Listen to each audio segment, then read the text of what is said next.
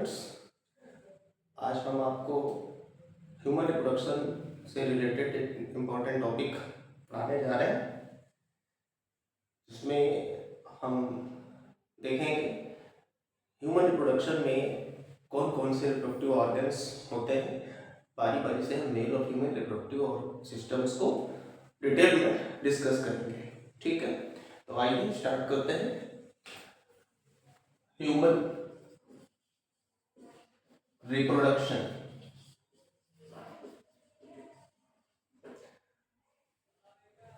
Reproduction एक ऐसी process होती है जिसके द्वारा ऑर्गेनिज्म अपनी स्पीसीज को कंटिन्यूटी को बनाए रखता है, जिसमें जो भी यंग्स, ओल्डर पर्सन, चिल्ड्रंस, इनका सबका अपना एक रेशियो बना रहता है। New ones comes and older ones की डेथ होती रहती है, तो ये एक रेशियो जो है वो रिप्रोडक्शन के थ्रू बना रहता है। तो ह्यूमन रिप्रोडक्शन में हम अगर आप बात करते हैं तो ह्यूमन एक डाइमॉर्फिक एनिमल है। तो हम देखते हैं कि ह्यूमन एक dimorphic human is a dimorphic animal. Means इसके डाइमॉर्फिक का मतलब होता है इसके दो रूप पाए जाते हैं। ठीक है ना, इट हैज टू फॉर्म्स। इसके दो रूप होते हैं, एक मेल फॉर्म और दूसरा फीमेल फॉर्म होता है। Male form, female form. ठीक है, तो मेल फॉर्म में जो भी होगा तो इससे हमको स्टडी करने को मिलेंगे male reproductive organs, male reproductive system. Males में मेल रिप्रोडक्टिव सिस्टम प्रेजेंट रहेगा और फीमेल्स में female reproductive system, female reproductive system. ठीक है दोस्तों,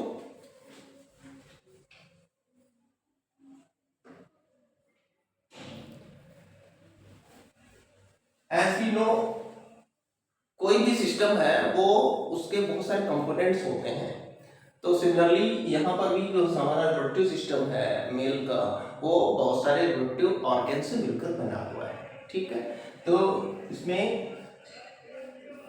मेल सेक्स या फिर रिप्रोडक्टिव ऑर्गन्स होंगे और इधर भी फीमेल सेक्स ऑर्गन्स या फिर फीमेल रिप्रोडक्टिव ऑर्गन्स। ठीक है, आज जो है हम बात करेंगे मेल रिप्रोडक्टिव या मेल सेक्स ऑर्गन्स की।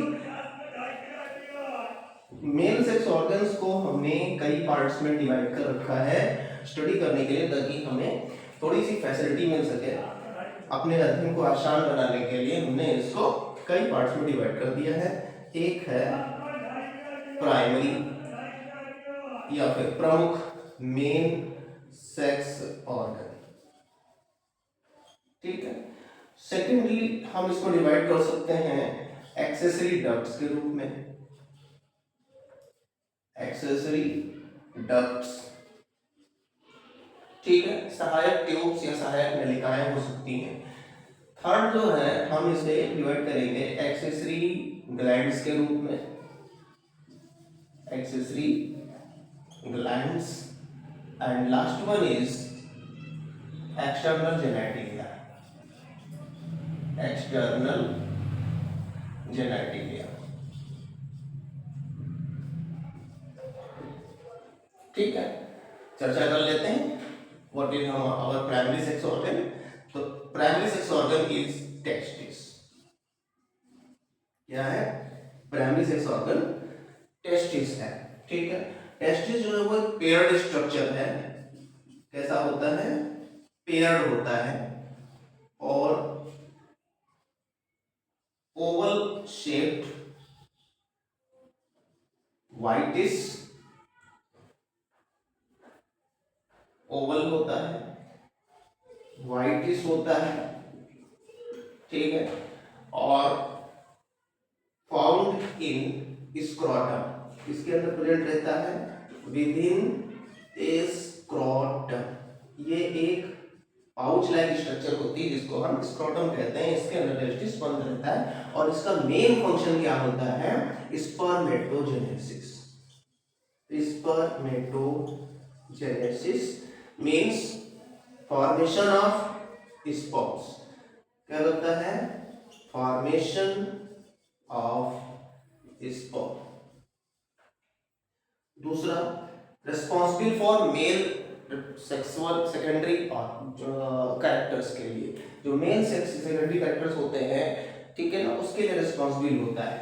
और क्यों, क्योंकि रिलीज करता है, रिलीज एंड मेल हार्मोन नाम है एंड्रोजन।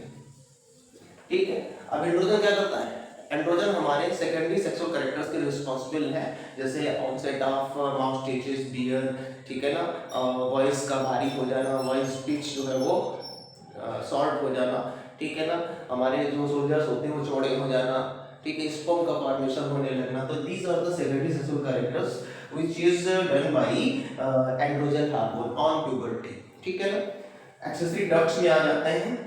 तो एक्सेसरी डक्ट्स में सबसे पहले हम देखते हैं रीटे टेस्टिस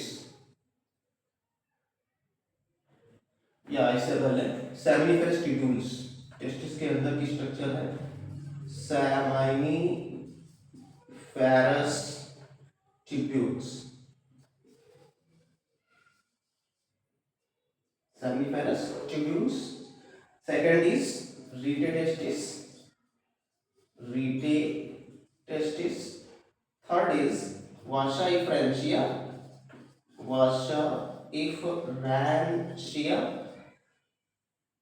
फोर्थ है एपिडिडाइमिस।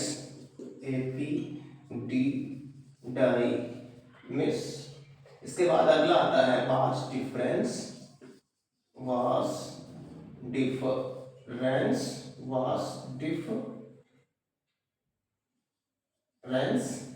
और इजाकुलेटरी डक्ट। अगला क्या है, इजाकुलेटरी डक्ट। ठीक है, अब इसमें जो हमारी सेमिनिफरस ट्यूब्यूल्स होती हैं इनको हम बाद में डिस्कस करेंगे। ये इसमें हमारा स्पर्म का फॉर्मेशन होता है, ठीक है ना, करीब उसके बाद में रीटे टेस्टिस, इसको हम चर्चा बाद में कर लेंगे। पहले firstly we are discussing about the parts of male productive organs. Accessory glands में अगर हम बात करते हैं तो किसी न किसी प्रकार से रिप्रोडक्शन की प्रोसेस में हेल्प करते हैं। तो किस तरीके से कौन कौन सी ऐसे ग्लैंड्स होती हैं उनको हम देखेंगे। तो सबसे पहले सेमाइनल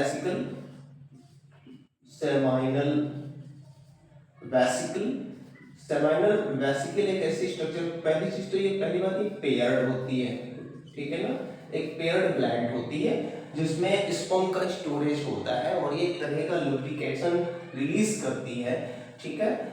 सेकंड जो है प्रोस्टेट ग्लैंड, ये सिंगल होती है, नॉन पेयर्ड। और third one is bulbo urethral gland, या फिर इसको हम काउपर की ग्रंथि, काउपर्स ग्लैंड के नाम से भी जानते हैं। तो दीज आर द थ्री, ऐसा ये भी पेयर्ड होती है, ठीक है। इनको ध्यान रखना है कि कौन सी ग्लैंड जो हमारी जोड़ीदार है और कौन सी गैर जोड़ीदार है। Last one is the external genitalia, इसमें हम केवल और केवल पेनिस के बारे में स्टडी करेंगे। हमारा जो एक्सटर्नल जेनेटिलिया है दैट इज द पेनिस, ठीक है। तो आज के लिए इतना ही। आज हमने केवल मेल रिप्रोडक्टिव सिस्टम में कौन कौन से ऑर्गन्स आते हैं उनके बारे में हमने देखा है, स्टडी किया है, डिस्कस किया है। और इसको आज आप लोग अच्छे से वीडियो को देखें और इसको याद कर लें। अगले दिन नेक्स्ट डे हम अपने हमारी वीडियो में हम अपने टेस्टिस के बारे में डिटेल में डिस्कस करेंगे। और हर एक पॉइंट को अच्छे से हम आपके सामने प्रेजेंट करेंगे, ताकि एक बार पढ़ने से जो हमें वो चीज़ हमारे दिमाग में सेटल हो जाए और ज़िंदगी भर याद रहे। ठीक है ना? तो thank you, have a nice day, bye bye.